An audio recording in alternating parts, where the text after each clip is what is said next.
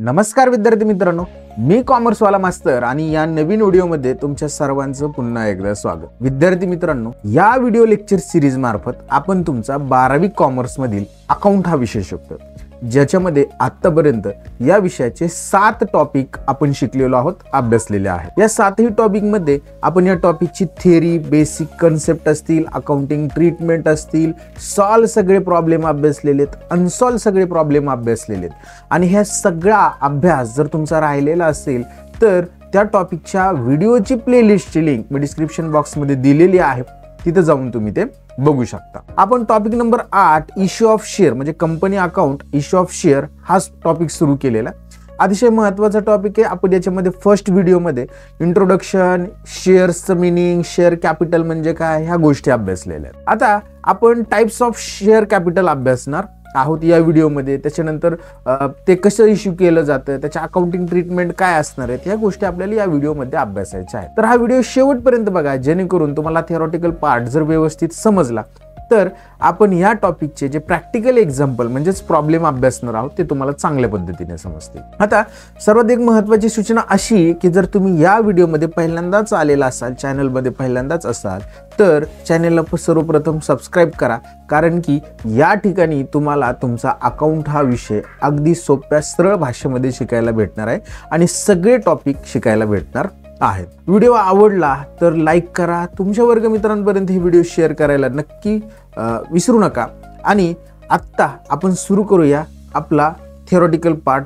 चला तर पहा विद्यार्थी मित्रांनो, लास्ट व्हिडिओमध्ये आपण काय अभ्यासलं होतं तर आपण थोडक्यात शेअर्सचं मीनिंग अभ्यासलं होतं, शेअर कॅपिटल म्हणजे काय, इक्विटी शेअर, प्रेफरन्स शेअर बघितलेलं होतं आणि थोडंसं इंट्रोडक्शनचा पार्ट अभ्यासलेला। आता या व्हिडिओमध्ये आपण अभ्यासणार आहोत types of shares, share capital.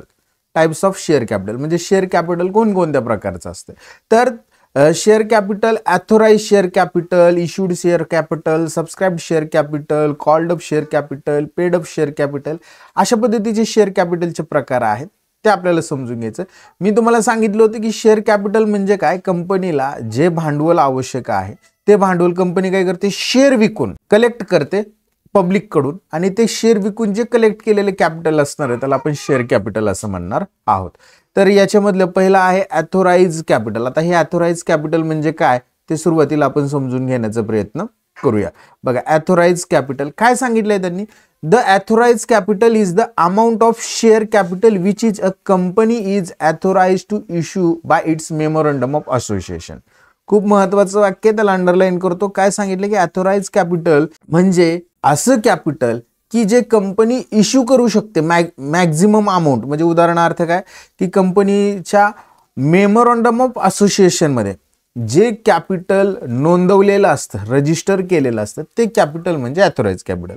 आता मेमोरंडम ऑफ असोसिएशन म्हणजे काय, त्याला आपण मराठीत म्हणणार कंपनीचं घटनापत्रक। या म्हणजे कंपनी ज्यावेळेस स्थापन होते त्यावेळेस कंपनीचं घटनापत्रक तयार करावं लागतं आणि करावं लागतं आणि ते रजिस्टर घटनापत्रक कंपनी रजिस्ट्रेशन ऑफिसला रजिस्टर करून घ्यावं लागतं। त्या घटनापत्रकात कंपनीचं कॅपिटल, त्याच्यानंतर कंपनीचा व्यवसाय, कंपनीचं व्यवसायाचं लोकेशन, ह्या सगळ्या गोष्टी त्याच्यामध्ये इन्व्हॉल्व असतात। तर त्या घटनापत्रकात जे कंपनीचं कॅपिटल काय असणार आहे, रजिस्टर्ड असणार आहे, त्याला आपण काय म्हणणार आहोत, ऑथोराइज कॅपिटल असं म्हणणार आहोत। आय होप तुम्हाला हे समजतंय की बाबा ऑथोराइज कॅपिटल म्हणजे काय। काय सांगितलंय, the capital is the amount share capital which is company is authorise to issue. Authorise to issue म्हणजे काय, विकता येणार आहे तेवढंच कॅपिटल। म्हणजे उदाहरणार्थ असं समजूया की एखाद्या कंपनीने काय केलं की बाबा 100 कोटी रुपये, 100 CR capital memorandum of association मध्ये काय केलं, रजिस्टर केले की आम्हाला आमचं कॅपिटल किती, 100 कोटी रुपये ठेवायचं कंपनीचं। मग कंपनीने जर 200 कोटी कॅपिटल जमा करायचं ठरवलं विक्री करून, तर करता येणार आहे का, नाही। कारण की कंपनी ऍक्ट काय सांगतो की तुम्ही तुमच्या घटनापत्रकात जर 100 कोटी रुपये कॅपिटल ठेवलेलं असेल, कंपनीचं रजिस्टर केलेलं असेल, तर एवढे 100 कोटी रुपयेच कॅपिटल तुम्हाला तुमचे शेअर विकून लोकांकडून जमा करता येईल, त्याच्यापेक्षा जास्त कॅपिटल जमा करता येणार नाही। म्हणून त्यांनी म्हटलंय की company share which a company authorise to issue by its memorandum of association. म्हणजेच काय, घटनापत्रकानुसार तुम्हाला भांडवल म्हणजे शेअर विकून जेवढं कॅपिटल जमा करता येणार आहे घटनापत्रकानुसार ते कॅपिटल म्हणजे तुमचं ऑथोराइज कॅपिटल असणार आहे. आय होप हे ॲथोराइज कॅपिटल कन्सेप्ट तुमची पहिली लाईन तुमची क्लिअर आहे. नेक्स्ट त्यांनी असं सांगितलं की the amount of authorise capital is determined after taking into consideration the future requirement of capital of company. आता हे ॲथोराइज कॅपिटल किती असणार आहे हे कसं डिटरमाइन म्हणजे कसं ठरणार की कंपनीची जी फ्युचर रिक्वायरमेंट असणार आहे कॅपिटलची ही लक्षात घेऊन ते ॲथोराइज कॅपिटल आपण घटनापत्रकात रजिस्टर करणार आहोत, नोंदवणार आहोत. तर त्याच्यावरून ते ठरणार आहे. This capital is also known as a nominal capital. या कॅपिटलला अजून काय म्हटलं जातं, नॉमिनल कॅपिटल असं देखील म्हटलं जातं किंवा रजिस्टर कॅपिटल असं देखील म्हटलं जातं. रजिस्टर म्हणजे काय, ते घटनापत्रकात रजिस्टर केलेलं असतं म्हणून त्याला रजिस्टर कॅपिटल असं म्हणणार. म्हणून हे दोन शब्द खूप महत्वाचे आहेत, तुम्हाला रिकाम्या जागेसाठी वगैरे विचारले जाऊ शकतात की बाबा authorise capital is also called nominal capital. काय म्हणणार त्याला, नॉमिनल. किंवा अजून दुसरा काय असणार आहे, ते रजिस्टर कॅपिटल देखील असणार आहे. कोणतं, रजिस्टर कॅपिटल. तर ॲथोराइज कॅपिटल नॉमिनल आणि रजिस्टर कॅपिटल देखील म्हटलं जातं. पुढे बघा त्यांनी काय सांगितले, this is the maximum amount which a company is authorise to raise by the issue of share. म्हणजे जेवढं ॲथोराइज कॅपिटल असेल म्हणजे तीच, this is the maximum amount, तेवढीच amount company is authorise to raise by the issue of share. कंपनीला तेवढाच ॲथोराइज म्हणजे काय अधिकार आहे की बाबा इश्यू ऑफ शेअर इश्यू करून ती काय करू शकते, रेज करू शकते. म्हणजे मी आता तुम्हाला काय सांगितलं की 100 कोटी रुपये त्यांनी मेमोरंडम ऑफ असोसिएशन मध्ये जर नोंदवलेला असेल तर 100 कोटी रुपयाचे शेअर ते विकू शकतात आणि 100 कोटी रुपयेच कॅपिटल ते रेज म्हणजेच निर्माण करू शकतात. म्हणजेच ते कॅपिटल काय आहे, ॲथोराइज कॅपिटल असणार आहे. पुढे त्यांनी असं सांगितलं, the authorise capital can be increase or decrease by adopting the prescribe legal procedure. म्हणजे आता सर ॲथोराइज कॅपिटल तुम्ही सांगितले की घटनापत्रकात जे नोंदवलेले कॅपिटल असेल त्याला ॲथोराइज म्हणजे अधिकृत भाग भांडवल, त्याला मराठीतनं अधिकृत भाग भांडवल असं म्हणणार. तर हे इन्क्रीज किंवा डिक्रीज वाढवता किंवा कमी करता येतं का, तर येतं, पण त्याला घटनापत्रकात दुरुस्ती करावी लागणार आहे. म्हणजेच काय, मेमोरंडम ऑफ असोसिएशन असणार आहे ते दुरुस्त करून, जर समजा तुम्हाला 200 करोडची गरज आहे तर तुम्हाला काय करावं लागेल, हे मेमोरंडम ऑफ असोसिएशन दुरुस्त करावं लागेल. त्याच्यामध्ये तुम्हाला जे 100 कोटी रुपयाचा जो भांडवलाचा क्लॉज आहे तो चेंज करून तुम्हाला किती करावं लागेल, 200 कोटी. म्हणजे घटनापत्रक चेंज केल्यानंतरच तुम्हाला भांडवलामध्ये त्या ॲथोराइज कॅपिटलमध्ये इन्क्रीज किंवा डिक्रीज करता येऊ शकतं. तर आय होप ॲथोराइज कॅपिटल म्हणजे काय ते तुम्हाला समजलं. एक 4-5 गोष्टी याच्याबद्दल लक्षात ठेवा. ॲथोराइज कॅपिटल म्हणजे काय, जे कॅपिटल कंपनीच्या घटनापत्रकात नोंदवलेलं आहे त्याला ॲथोराइज म्हणजे अधिकृत भाग भांडवल असं म्हणणार आपण. या भाग भांडवलापेक्षा जास्त भांडवल कंपनीला भागांची विक्री करून उभारता येत नाही. यालाच आपण नॉमिनल कॅपिटल किंवा रजिस्टर कॅपिटल असं म्हणणार. आणि ह्याच्यामध्ये कमी जास्तपणा करायचा असेल तर घटनापत्रकात दुरुस्ती करावी लागते. एवढ्या गोष्टी तुम्ही या लक्षात राहू द्या. आय होप तुम्हाला ॲथोराइज कॅपिटल लक्षात आलेलं. आता ॲथोराइज कॅपिटल नंतर काय असणार आहे, इश्यूड कॅपिटल. इश्यूड म्हणजे उदाहरणार्थ काय की ह्याला म्हणायचं आपण विक्रीस काढलेलं भाग भांडवल. ॲथोराइज म्हणजे काय, अधिकृत भाग भांडवल. इश्यूड म्हणजे काय, विक्रीस काढलेलं भाग भांडवल. म्हणजेच काय, उदाहरणार्थ असं गृहीत धरूया आपण की बाबा 100 कोटी रुपयाचं भांडवल तुम्ही काय तुमचं ॲथोराइज आहे आणि त्याच्यामधले तुम्ही काय केलं, 80 कोटी रुपये 80 शेअरचं काय केलं, इश्यूड केलं. त्याला म्हणणार आपण विक्रीस काढलेलं म्हणजे इश्यूड कॅपिटल. मग तुम्हाला बघा आता विक्रीस काढता किती येऊ शकतं, 100 कोटी येऊ शकतं किंवा 100 कोटीपेक्षा कमी, 80 कोटी 70 कोटी 90 कोटी करता येऊ शकतं. पण 100 कोटीपेक्षा जास्त तुम्हाला विक्रीस काढता येत नाही. तुमचं ॲथोराइज कॅपिटल जर 100 कोटी असेल तर तेवढंच तुम्ही विकू शकता, त्याच्यापेक्षा जास्त विकता येत नाही. जर विकायचं असेल तर ते घटनापत्रकात दुरुस्ती करावं लागते. ते आत्ताच मी तुम्हाला सांगितलं. आणि त्यांनी त्या ठिकाणी इथं तेच सांगितले, पहा काय सांगितलंय, issued capital is that part of authorise capital which is offered to public for subscription. म्हणजेच काय की इश्यूड कॅपिटल म्हणजे असा कॅपिटलचा पार्ट आहे, ॲथोराइज पार्ट कॅपिटलचा म्हणजे ॲथोराइज कॅपिटल पैकी जे कॅपिटल तुम्ही विक्रीस काढलेले त्याला इश्यूड कॅपिटल असं म्हणणार. लक्षात घ्या. म्हणजे त्यांनी तेच सांगितलेले आहे बघा, काय सांगितले की the part of authorise capital which is offered to public for subscription. Subscription म्हणजे काय, विकत घ्या असं जे पब्लिकला आपण ऑफर केलेला आहे ते कॅपिटल म्हणजे issued capital. If the company issue all its share, issue capital will be equal to the authorise capital. बघा त्यांनी काय सांगितले, issued capital will be equal to the authorise capital म्हणजे काय, कंपनीचं एक 100 कोटी रुपये जर ॲथोराइज कॅपिटल असेल तर तेवढेच ते विकू शकतात किंवा त्याच्यापेक्षा कमी देखील विकू शकतात, पण 100 करोड रुपयांपेक्षा जास्त त्यांना विकता येणार नाही. त्यांनी सांगितले की generally company issue such number of share which is sufficient to meet the requirement of the company. बघा जनरली काय होतं, कंपनी किती विक्रीस काढते की त्यांना जेवढी गरज आहे, म्हणजे 80 कोटीची गरज असेल तर 80 कोटीची जेवढी रिक्वायरमेंट आहे तेवढेच काय करणार आहे कंपनी, शेअर काय करणार आहे, इश्यू करणार आहे. त्यांना सांगितले the part of authorise capital which is not issued to be public is known as unissued capital. बघा आता असं उदाहरण गृहीत धरूया की आपल्याला काय होतं की 100 करोड कॅपिटल होतं, त्यांच्या 80 करोड काय केले, इश्यू केले, म्हणजे आपण याला काय म्हणणार, इश्यूड कॅपिटल असं म्हणणार. या कॅपिटलला आपण काय म्हणू, इश्यूड कॅपिटल असं म्हणू. मग राहिलेले जे 20 करोड असणार आहेत, 20 CR असणार, याला काय म्हणणार आपण, अनइश्यू कॅपिटल असं म्हणणार. आय होप क्लिअर आहे इश्यूड कॅपिटल. पुढे त्यांनी सांगितलेलं आहे बघा सबस्क्राइब्ड कॅपिटल. आता जे विक्रीस काढलं, आता तेच उदाहरण आपण पुढे घेऊया. किती होतं आपलं कॅपिटल ॲथोराइज, मी तुम्हाला सांगितलं होतं की बाबा 100 CR म्हणजे 100 कोटीचं तुमचं ॲथोराइज कॅपिटल होतं, त्यातलं काय केलं तुम्ही, 80 कोटी रुपये हे झालं तुमचं ॲथोराइज कॅपिटल, हे झालं तुमचं इश्यूड कॅपिटल, बरोबर. आणि ह्या 80 कोटीपैकी जर ते तुम्ही 80 कोटी विक्रीस काढले, त्यातलं 70 कोटीच कॅपिटल तुमचं विकलं गेलं, याला म्हणणार तुम्ही सबस्क्राइब्ड कॅपिटल. याला काय म्हणणार तुम्ही, सबस्क्राइब्ड. आता 80 कोटी विक्रीस काढलं, राहिलेले जे इथले 20 कोटी असणार आहेत त्याला काय म्हणणार, अनइश्यू कॅपिटल असं म्हणणार. इथं बघा ते कोणते कॅपिटल असणार आहे, अनइश्यू. आता 70 कोटी, 80 कोटीपैकी 70 कोटी जर विकलं तर 10 कोटी विकले गेलं का, नाही. ह्या 10 CR ला आपण म्हणणार अनसबस्क्राइब्ड कॅपिटल. काय म्हणणार, अनसबस्क्राइब्ड. आय होप तुम्हाला ह्या कन्सेप्ट क्लिअर होत आहेत. तेच त्यांनी इथं सांगण्याचा प्रयत्न केलेला आहे. बघा subscribed capital is the part of issued capital, म्हणजे इश्यूड कॅपिटल किती होतं आपलं, 80 कोटी होते, त्यातलाच पार्ट किती, 70 कोटी रुपयाचा, की issued capital which is actually subscribed by the public, म्हणजे ॲक्च्युअली विकले गेलेले जे कॅपिटल असणार आहे त्याला आपण सबस्क्राइब्ड कॅपिटल म्हणणार. When the share issue for subscription are wholly subscribed issued capital would be the same as the subscribed capital. बघा आता जर आपण 80 कोटी रुपये काय केले, विक्रीस काढले, आणि 80 कोटी रुपये जर आपले विकले गेले तर त्याला काय म्हणणार आपण, फुल्ली सबस्क्राइब्ड कॅपिटल म्हणणार. त्याला काय म्हणणार आपण, फुल्ली सबस्क्राइब्ड. बघा इथे त्यांनी किंवा होलली सबस्क्राइब्ड म्हणतो आपण त्याला, होलली सबस्क्राइब्ड. आता हे जे सबस्क्राइब्ड कॅपिटल असणार आहे हे एकतर तुमच्या इश्यूड म्हणजे 80 करोडचे इतकं असू शकतं किंवा त्याच्यापेक्षा जास्त असू शकतं, त्याच्यापेक्षा कमी असू शकतं.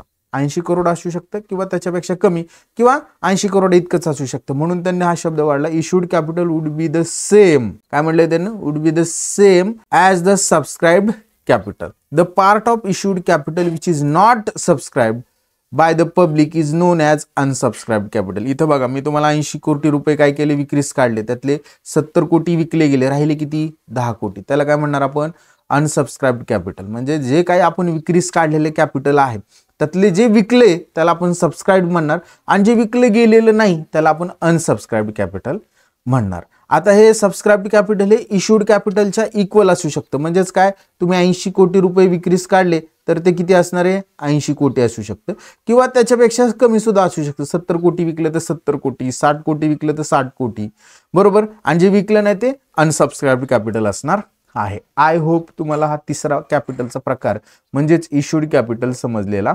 सबस्क्राइब्ड कॅपिटल समजलेला आहे. आता जे विकलेलं कॅपिटल आहे त्यांच्याकडून जर आपण काही इन्स्टॉलमेंटमध्ये पैसे मागवले तर त्याला काय म्हणणार आपण, मागवलेलं कॅपिटल, म्हणजेच त्याला आपण कॉल्ड अप कॅपिटल असं म्हणणार. त्यालाच मागितलेले किंवा मागवलेले भांडवल असं म्हटलं जातं, कॉल्ड अप कॅपिटल. त्यांनी तेच म्हटलं की आता बाबा उदाहरणार्थ काय केलं आपलं, या ठिकाणी असं समजूया की 70 कोटी रुपये कॅपिटल आपले विकले गेलं, आणि त्यापैकी आपण जेवढं मागवणार आहे ते आपलं कॉल्ड अप असेल. मग जे विकलं गेलेलं आहे तेवढंच मागू शकतो, त्याच्यापेक्षा जास्त मागवता येईल का, नाही.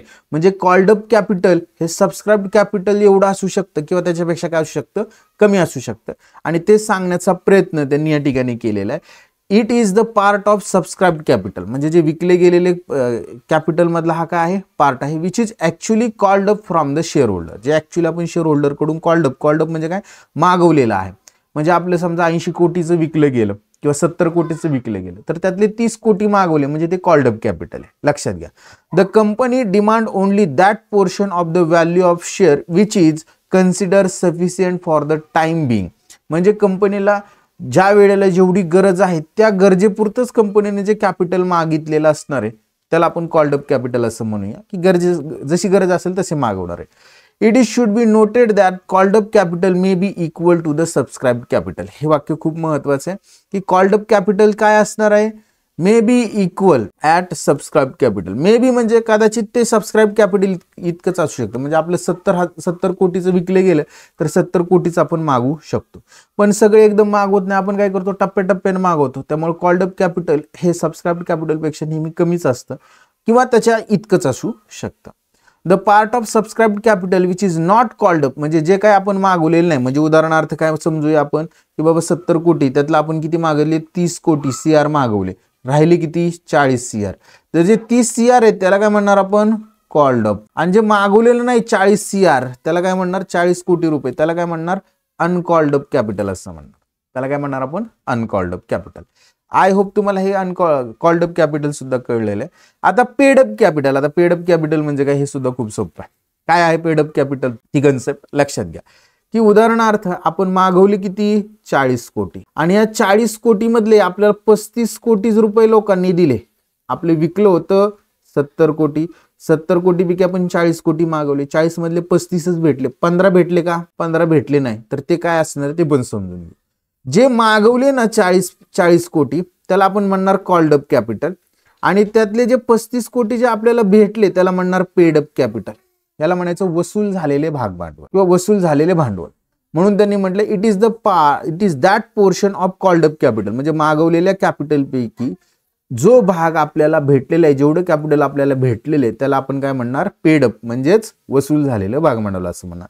म्हणून पहिलं वाक्य त्यांचं आहे it is that portion of called up capital which has actually been paid by the shareholder. Paid by the shareholder म्हणजे शेअरहोल्डरने ते कॅपिटल आपल्याला पेड केलं म्हणजे आपलं वसूल झालं, म्हणून त्याला वसूल झालेलं भाग भांडवल असं देखील म्हणणार. At it is likely that some shareholder may not pay all amount demanded and due on their share. असं होऊ शकतं की सम शेअरहोल्डर, काही शेअरहोल्डर म्हणजे काही भागधारक काही अमाऊंट आपल्याला देणार नाहीत. म्हणजे आपण 40 करोड मागितले परंतु आपल्याला काही लोकांनी दिले नाहीत पैसे, मग आपल्याला टोटल 35 करोडच भेटले, 15 करोड भेटलेले नाहीयेत असं गृहीत धरा. म्हणून त्यांनी म्हणले paid up capital be equal or lesser than called up capital. जर 40 कोटी रुपये मागवले सगळेचे सगळे दिले तर काय असेल ते 40 कोटी आपल्याला सगळे भेटतील, म्हणजेच काय पेड अप कॅपिटल हे इक्वल कॉल्ड अप कॅपिटल इतकं असेल किंवा त्याच्यापेक्षा काय असणार आहे कमी असणार आहे. म्हणून त्यांनी हा शब्द वापरलेला आहे की paid up capital can be equal or lesser than called up capital but it is cannot be more than the called up capital. म्हणजे कॉल्ड अप कॅपिटल पेक्षा जास्त असणार नाही, म्हणजे आपण जेवढं मागवले तेवढंच भेटणार आहे, त्याच्यापेक्षा जास्त आपल्याला कोण देणार आहे का नाही. The difference between called up and paid up capital is known as call in arrears. बघा आपण 40 कोटी रुपये मागवले, 35 कोटी रुपये भेटले, म्हणजे या दोघांमधला डिफरन्स कितीचा आहे 15 कोटीचा. याला काय म्हणणार आहोत आपण कॉल इन अरियर्स असं म्हणणार. याला काय म्हणणार कॉल इन अरियर्स, यायचं राहिलेलं भाग भांडवल. तर अशा पद्धतीने हे paid up capital I hope तुम्हाला क्लिअर झालेले.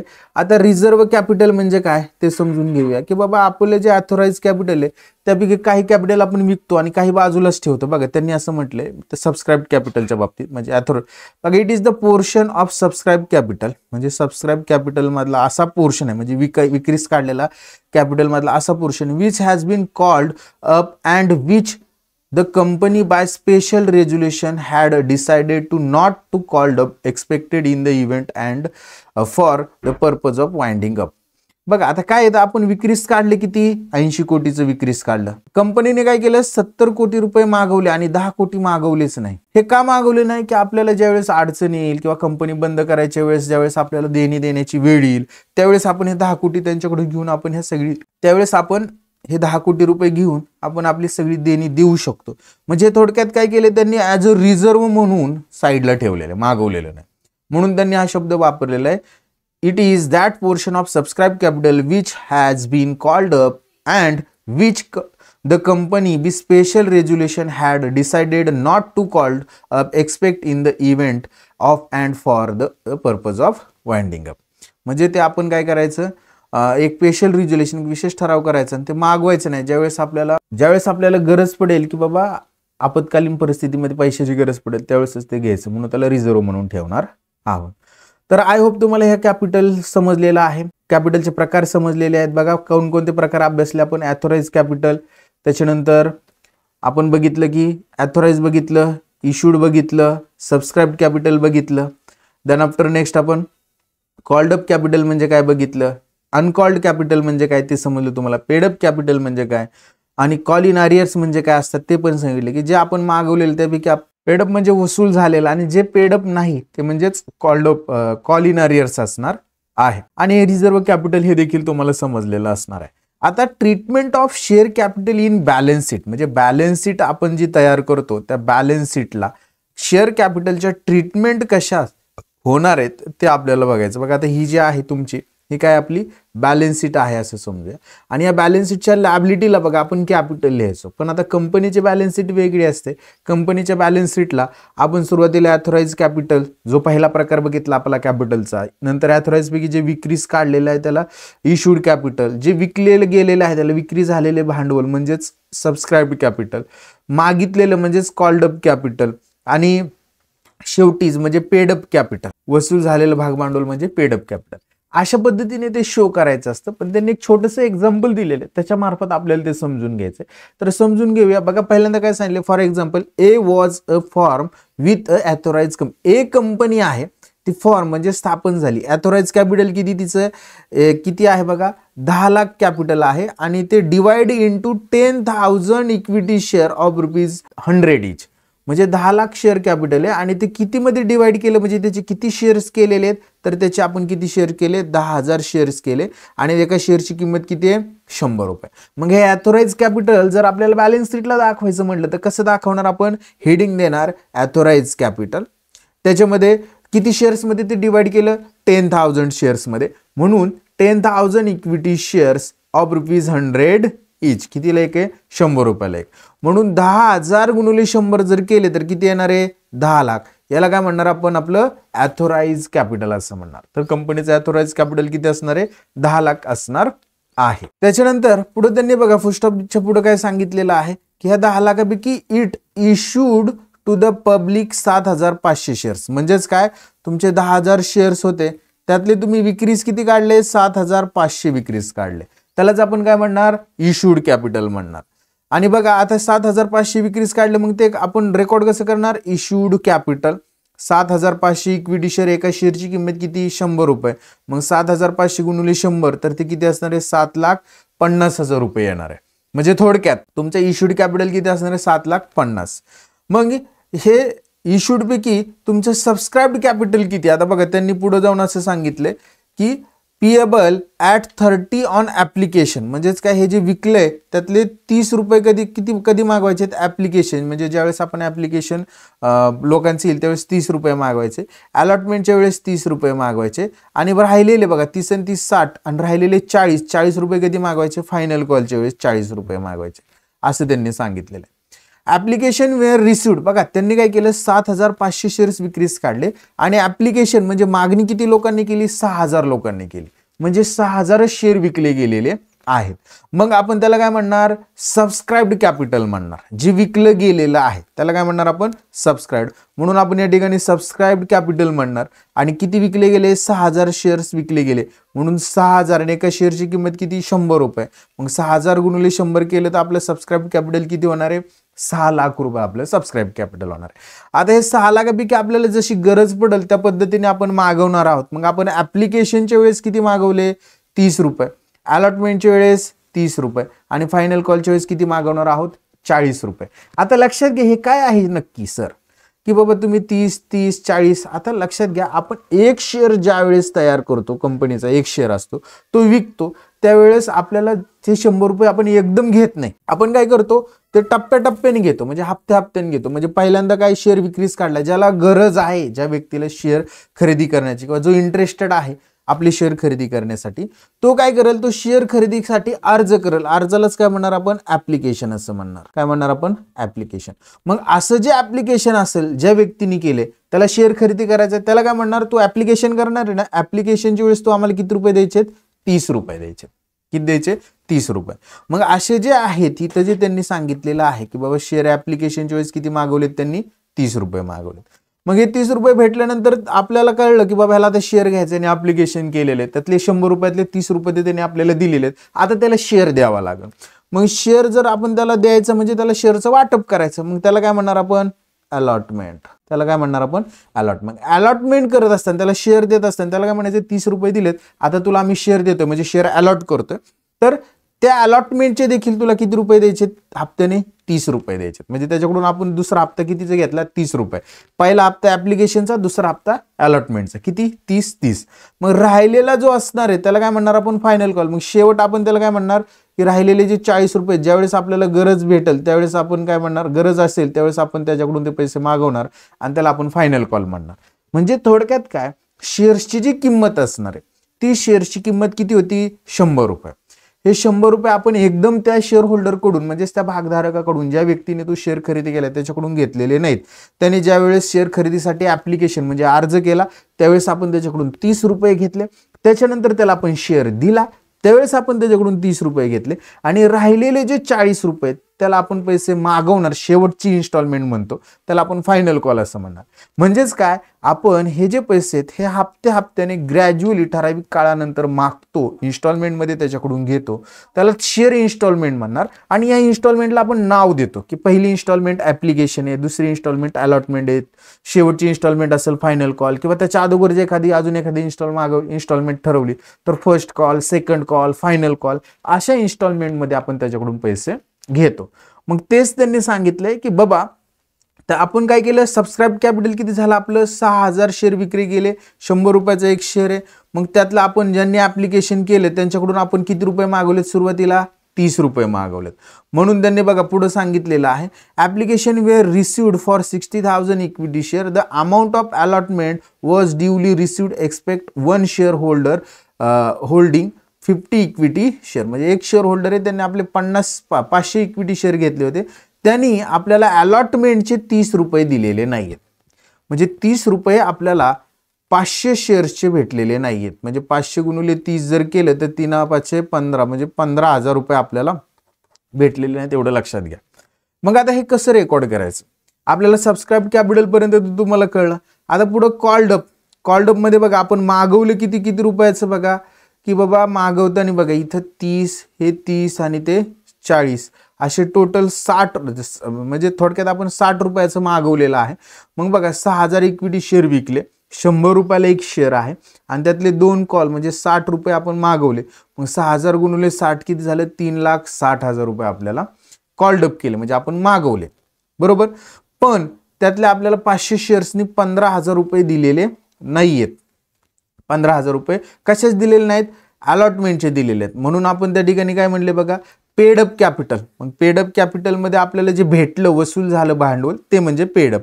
मग त्याच्यामध्ये 6000 इक्विटी शेअर्स बरोबर 100 रुपयाचा एक मागवले होते, 60 रुपये, 3,60,000 भेटायला पाहिजे होते, पण लेस कॉलिनारियस भेटले नाहीत. किती शेअर्सचे? 500 शेअर्सचे 30 रुपये याप्रमाणे भेटलेले नाहीयेत.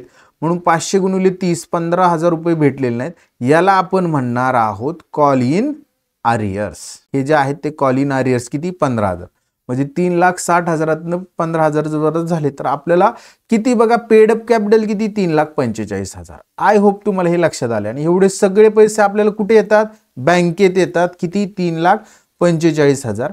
म्हणून बघा आता या प्रत्येक जे कॅपिटल आहे त्याच्या खाली अशी अंडरलाईन केली, म्हणजे हे टोटलमध्ये घ्यायचं नाही आहे, कारण ते अजून आपल्याकडे आलेले आहेत का पैसे? नाहीत. फक्त आपल्याकडे आलेत किती? 3,45,000. म्हणून ते 3,45,000 बॅलन्स शीटच्या लॅबिलिटीला. कॅश आली म्हणून ती आपली ॲसेट आहे, म्हणून कॅश अकाउंटला ते डेबिट होणार. मग कॅश अकाउंटचा डेबिट बॅलन्स शीटच्या ॲसेटला दाखवलं तर तो 3,45,000. तर अशा पद्धतीने बॅलन्स शीट इथं टॅली होणार आहे, पण अशा पद्धतीने आपल्याला कॅपिटल शो करायचं असतं कंपनीच्या बॅलन्स शीटला. म्हणजे जी बॅलन्स शीट असेल त्या कंपनीच्या बॅलन्स शीटला अशा पद्धतीने आपल्याला कॅपिटल शो करावं लागेल. आय होप तुम्हाला हे कॅपिटल कसं शो करायचं ते नक्कीच लक्षात आलेलं असणार आहे. नेक्स्ट पार्ट जो असणार आहे ते method of issue of share. आता शेअर इश्यू करताना काय मेथड आहेत, कोणकोणत्या पद्धती आहेत की त्याने ते इश्यू केलं जातं? तर राईट इश्यू म्हणजे आग्रह हक्क म्हणतो आपण त्याला, की बाबा जे ऑलरेडी त्यांनी शेअर घेतलेत त्यांनाच काय म्हणतो की तुमचा हक्क आहे, तुम्ही आमच्या कंपनीचे शेअर अजून घेऊ शकता. Right issue to equity share holder हे कधी सेक्शन 62 नुसार विक्री केलं जातं. Employee stock option scheme section 22 नुसार टू एम्प्लॉईला दिलं जातं. एनी पर्सनला सेक्शन 62 नुसार, मग एनी पर्सनला प्रायव्हेट प्लेसमेंट म्हणजे प्रायव्हेटली विकले जातात किंवा प्रेफरन्शियल अलॉटमेंट ऑफ शेअर केले जातात to the share holder only public issue of share. आणि स्वेट इक्विटी शेअर अशा काही मेथड्स आहेत की ज्याच्या मार्फत काय केले जातात, शेअर विक्री केले जातात. तर त्या इन शॉर्टमध्ये आपण समजून घेऊया.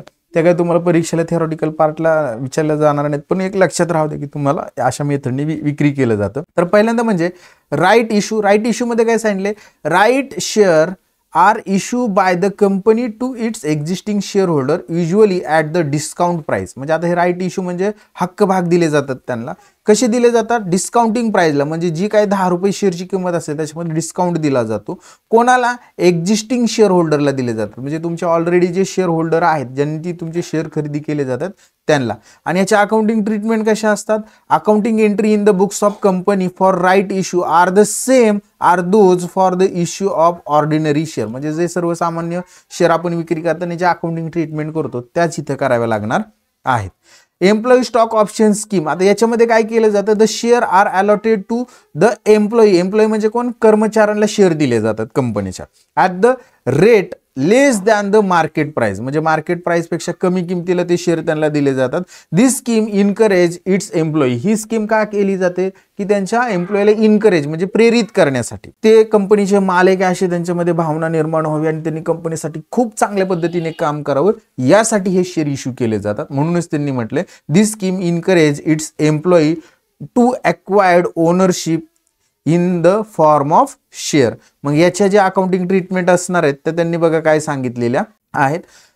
Accounting value is the based on fair व्हॅल्यूवर त्यांची किंमत ठरणार आहे. And intrinsic value of the option employee compensation expenses account, deferred employee compensation expenses etcetera are the new accounts open. म्हणजे आता हे थोडंसं अकाउंटिंग ॲडव्हान्स मधले की इंट्रान्सिक व्हॅल्यू काढावी लागती, फेअर व्हॅल्यू काढावी लागती, त्याच्यानंतर डेफर्ड एम्प्लॉई कॉम्पेन्सेशन एक्सपेन्सेस वगैरे, आणि हे नवीन अकाउंट ओपन करून त्या ठिकाणी रेकॉर्ड करावे लागतात. फक्त लक्षात राहू द्या की एम्प्लॉईला दिलं जातं, बरोबर, का दिलं जातं की त्यांनी कंपनीमध्ये चांगलं काम करावं आणि त्यांना कंपनीचा मालक आहे असं फील यावं, आपल्या स्वतःची कंपनी त्यासाठी आपण काम करतोय अशा पद्धतीची त्यांना फील यावं म्हणून हे दिले जातात. प्रायव्हेट प्लेसमेंट, आता प्रायव्हेट प्लेसमेंट मध्ये काय झालं ते, any offer or invitation to the subscribed or issued of securities to any selected person, म्हणजे सिलेक्टेड पर्सन म्हणजे थोडक्यात उदाहरणार्थ नरेंद्र मोदीला आपण इन्व्हाइट करू शकतो की तुम्ही आमच्या कंपनीचे शेअर खरेदी करा. त्यांनी जर आपल्या कंपनीचे शेअर खरेदी केले तर त्याच्याकडे लय पैसे आहेत म्हणून आपल्या कंपनीमध्ये तो पैसे गुंतवल्यानंतर बाकीच्या लोकांवर त्याचे इम्प्रेशन पडून बाकीचे लोक सुद्धा त्यांनी गुंतवलेत म्हणलं आपण गुंतवायला काही हरकत नाही, अशा पद्धतीने विचार करून कंपनीचे शेअर घेतील. म्हणजे थोडक्यात काय की प्रायव्हेट इन्व्हिटेशन दिलं जातं काही ठराविक पर्सनला आणि प्रायव्हेटली त्यांना ते शेअर दिले जातात, म्हणजेच प्रायव्हेट प्लेसमेंट असणार आहे.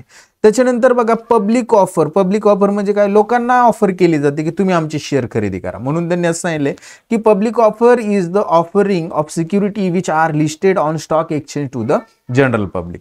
म्हणजे जनरल पब्लिकला शेअर विकले जातात, पण त्याच्यासाठी तुमची जी कंपनी असेल ही लिस्टेड म्हणजे नोंदणीकृत असली पाहिजे. कशामध्ये, स्टॉक एक्सचेंजमध्ये म्हणजे शेअर बाजारामध्ये, आणि त्या ठिकाणी ते लिस्टेड करून हे शेअर विकले जातात.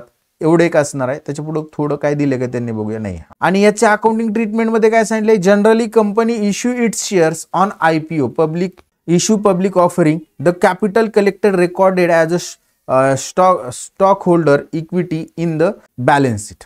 बघा आता ते बॅलन्स शीटला दाखवलं जातं की जेवढे काही स्टॉक होल्डर असणार आहेत इक्विटीचे ते, म्हणजे आपण जसं आता दाखवलं त्या पद्धतीने. नेक्स्ट बघा स्वेट इक्विटी शेअर, ह्या पद्धतीने देखील शेअर विकले जातात. याच्यामध्ये काय केलं जातं बघा, त्यांनी सांगितलं अंडर सेक्शन 288 म्हणजे 2 subsection 88 of the company act 2013 sweat equity share means such as a issue by a company to its director. म्हणजे आता हे स्वेट इक्विटी शेअर कोणाला दिले जातात, कंपनीचे डायरेक्टर म्हणजे कोण, संचालक. ॲट अ डिस्काउंट, कसे डिस्काउंट म्हणजे सवलतीने दिले जातात, or for consideration other than cash म्हणजे त्यांना जे पैसे द्यायचे ॲज अ डायरेक्टर म्हणून, तर ते न देता काय म्हणून त्यांना काय दिले जातात, कंपनीचे शेअर दिले जातात for providing their know how or making available right in the nature intellectual property. ते जे कंपनीसाठी सेवा देतात, स्वतःची बौद्धिक संपत्ती त्या ठिकाणी यूज करतात, त्याच्या बदल्यात त्यांना काय दिले जातात, शेअर दिले जातात. त्याला स्वेट इक्विटी शेअर असं म्हणणार.